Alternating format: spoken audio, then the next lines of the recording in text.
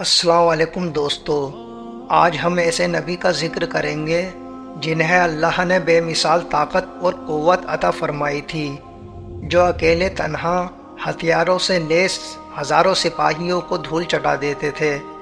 ان کے سامنے کوئی بھی دشمن ٹک نہیں پاتا تھا۔ وہ ایک دلیر اور بے خوف نوا۔ دوستو، ویڈیو میں آخر تک بنے رہیے گا، امید ہے ویڈیو آپ کو پسند آئے گی۔ آئیے ویڈیو شروع کرتے ہیں۔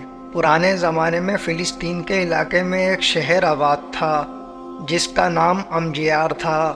امجیار قط یونان کی وسیع سلطنت کا حصہ تھا اور یہاں کے لوگ پتھروں کی بڑی بڑی عمارتیں بنا کر بڑی شان سے رہتے۔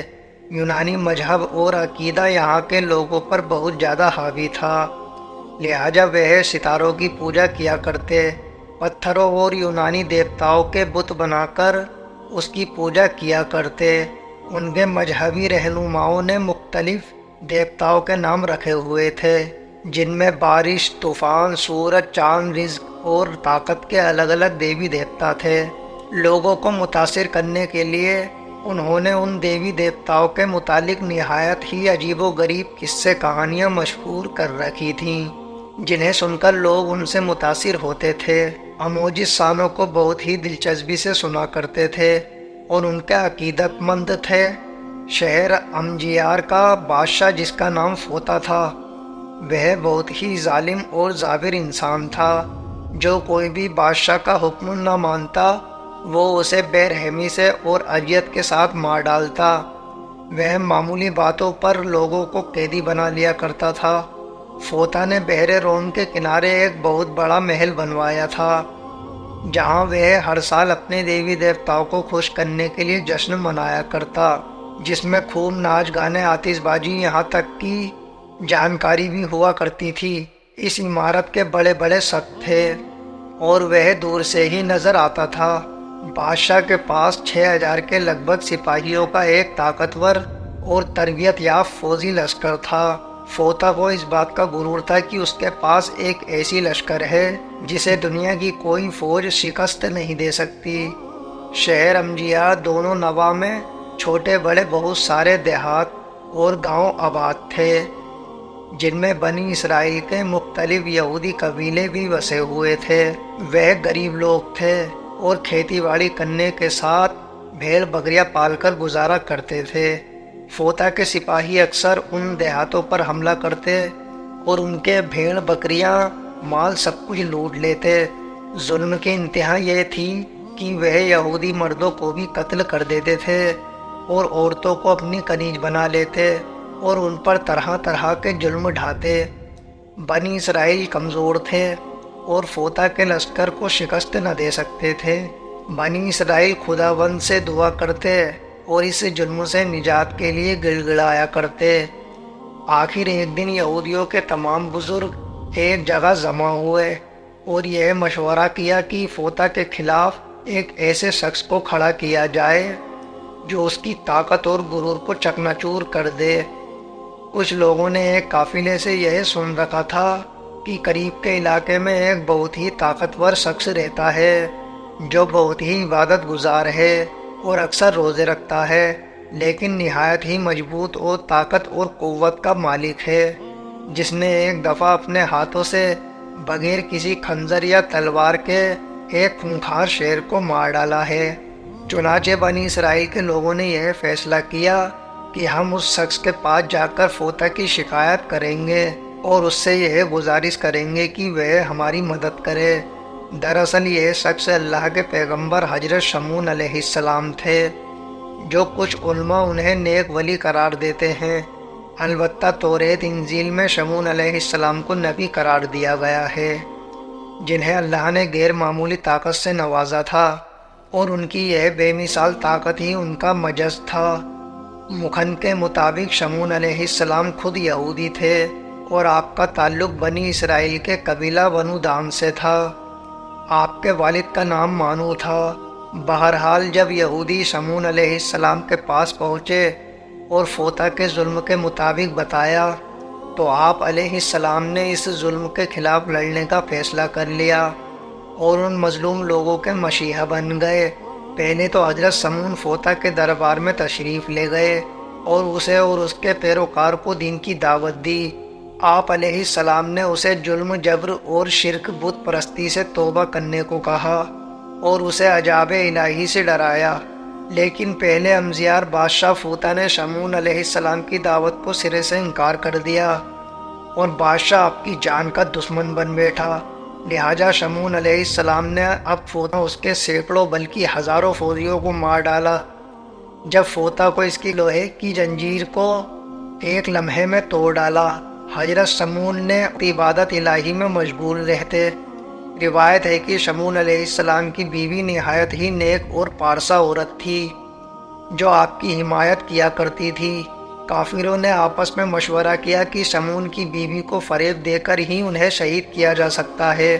لہٰذا حضرت شمون کی غیر حاضری میں بادشاہ امزیار آپ کی بیوی کے پاس آیا اور کہنے لگا کہ بادشاہ فوتا تمہیں اپنی ملکہ بنانا چاہتا ہے اور عیش عشرت کی زندگی دینا چاہتا ہے، لیکن اس کے لیے تمہیں یہ کام کرنا ہوگا کہ اپنے شوہر شمون کو کسی بھی طرح سے ماننا ہوگا۔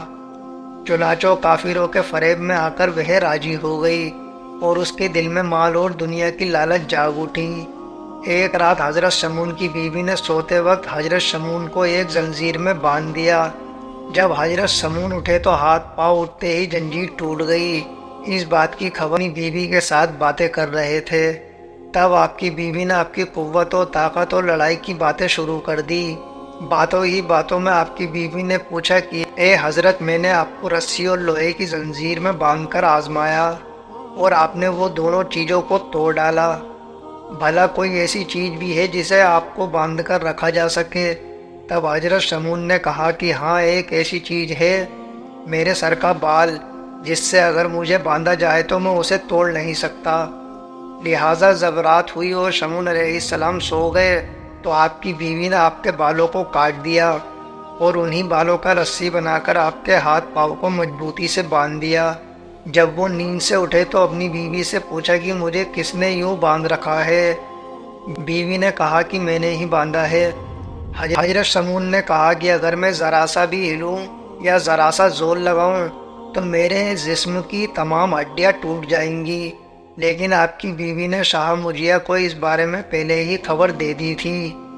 اس رات بادشاہ کے سپاہیوں نے آپ کے گھر کو چاروں طرف سے گھیر لیا۔